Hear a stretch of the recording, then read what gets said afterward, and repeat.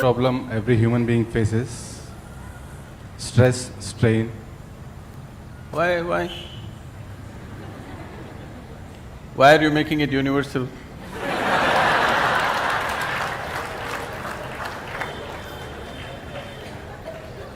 You are assuming that. Okay, you are stressed and strained and what? And one more point. Torture. Getting married and traveling in the path of yoga to reach to the destination, and not getting married, going on the path of the yoga. Which one is the best way?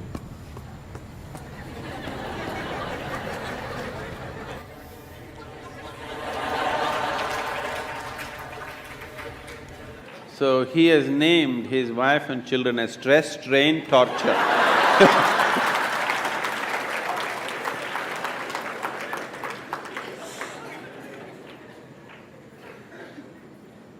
Wife and 2 children, stress, strain and torture. How's that? I don't want you to travel in the path of yoga. Whatever goddamn path you're traveling on, take yoga with you.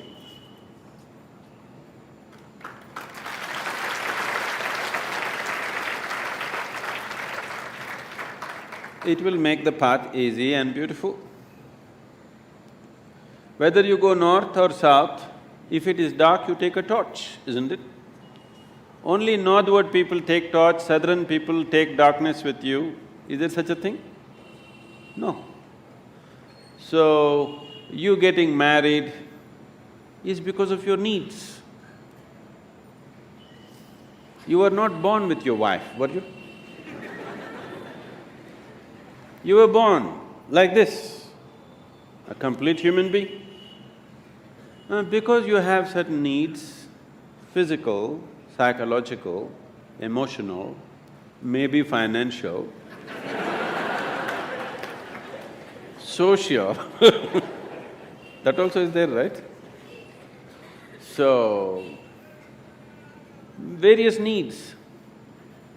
Marriage is generally supposed to be a package which deals with all these needs. Physical needs, psychological needs, emotional needs, social needs, sometimes financial needs also. So it is a comprehensive package that if you get married, all these problems are solved in one shot. Sometimes they may refuse to fulfill some of your needs. So you get stressed, strained and tortured. I want you to understand, you married for your well-being, not as some sacrifice for somebody's sake. You married for your needs and your well-being, isn't it? You better remember that all your life. You married and tied up the other person with you because you have needs. You did not do it for the other person's sake. Yes or no? Let's be straight about this. Yes or no? Yes. You remember this? If you remember this, you live in little gratitude, okay? You… if not all the 5 pancha and the 5 needs, at least 2 you fulfilled for me, thank you very much, isn't it? All the 5 perfectly, maybe they did not fulfill. At least 2 or 3 they fulfilled, right? Your husband or your wife? Did they, didn't they? If they did not fulfill anything, I don't think you would be there by now. Yes or no? If they did not fulfill any of your needs, I do not think you would still be there. They are fulfilling some needs, a few things maybe they are not able to fulfill. So are you. You are also not able to fulfill every one of the needs of the other person. Some you're fulfilling, some you're not, isn't it so? So, why did this become stress, strain and torture?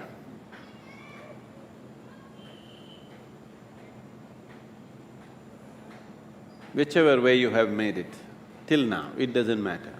If you're willing, in 3 days' time, it doesn't matter how bad your situation is, in 3 days' time, you can bring it to a semblance of peace. If not love, if not ecstasy, at least you can bring it to a peaceful state in 3 days' time if you are willing, 100%. Yes or no? At least you can shut up. Simply, whatever happens. Peace will happen. And maybe they will love it.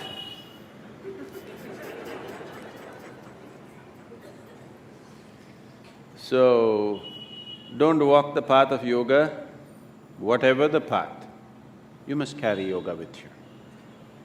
If you carry yoga with you, it'll light up your path, whatever path you have chosen. You have chosen your path out of your needs. You already done it, so that's up to you. Those who have not done it, I would like you to choose your path not out of your compulsive needs, but of your conscious needs. So, when that stage in your life comes, it is time to consciously look at your life and see, will today's needs mean something to you after 5 years or 10 years? Will it be worthwhile to tie up your life for the simple needs that you have today, or are these just passing needs for you? It's a very strong need, you must marry. If it is not a strong need, it's a passing need. You can work out your needs probably by just going to a cinema, then no need to get married, you know. Yes, many people are like this, their needs are not very strong, it's just passing.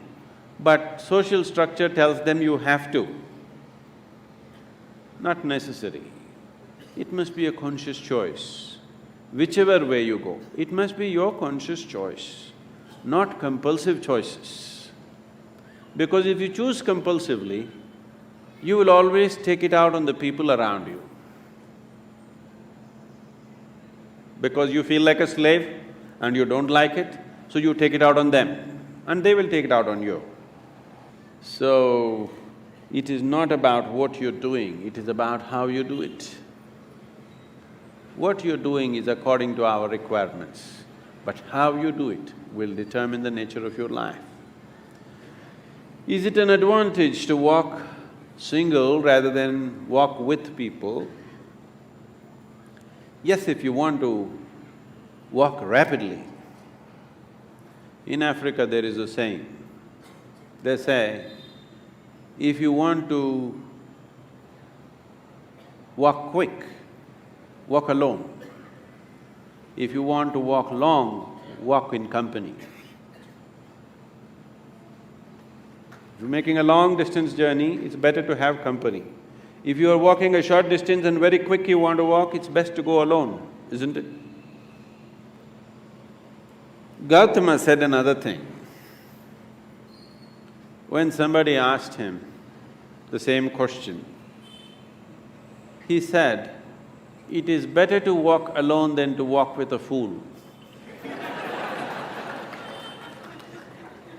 Because by looking at you, he is very clear, who else will marry you?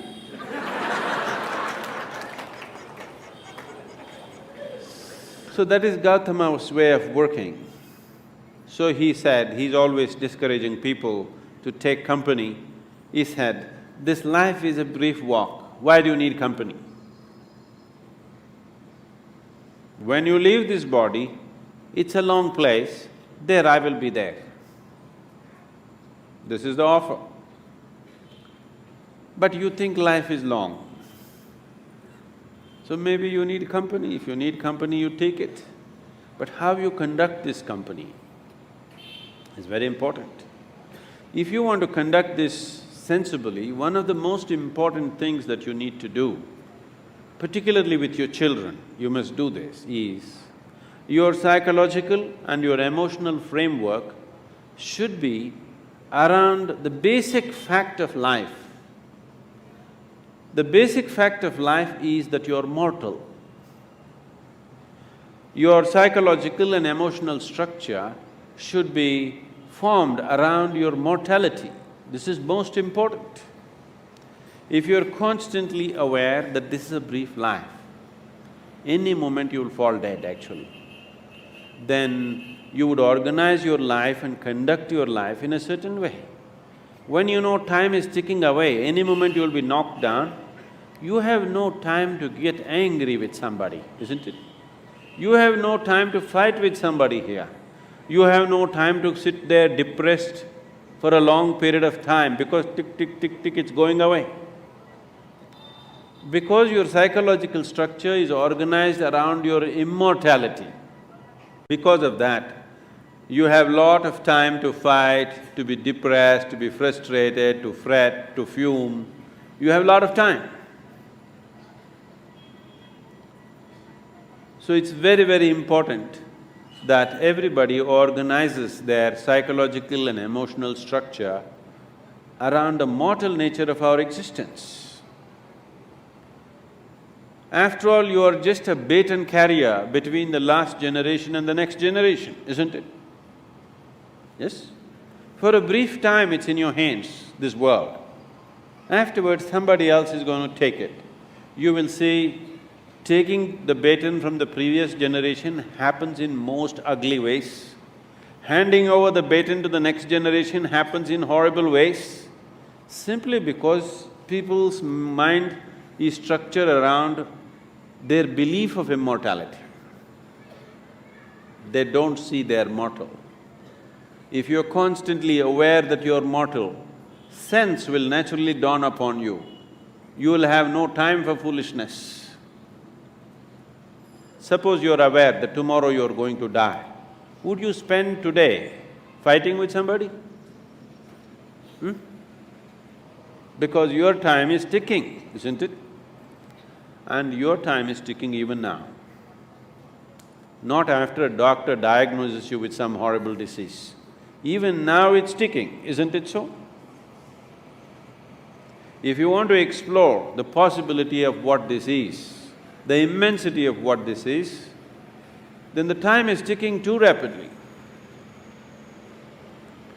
And time is an extremely relative experience. If you're joyful and blissful, even if you live to be 100, it's a very brief life. It's gone in no time. So, in this brief life, where do you get time for stress, strain and torture? I don't know. Where you get time? This is simply because you think you're immortal. This is the biggest mistake you have done. It is just a brief journey. You must conduct it as gracefully, as blissfully as possible. If you do not know the cosmos, at least you must know this piece of life before you fall dead. That must happen to everybody.